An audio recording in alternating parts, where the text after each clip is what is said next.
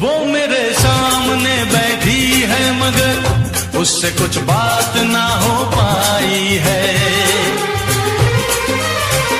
मैं इशारा भी अगर करता हूँ इसमें हम दोनों की रुसवाई है, इसमें हम दोनों की रुसवाई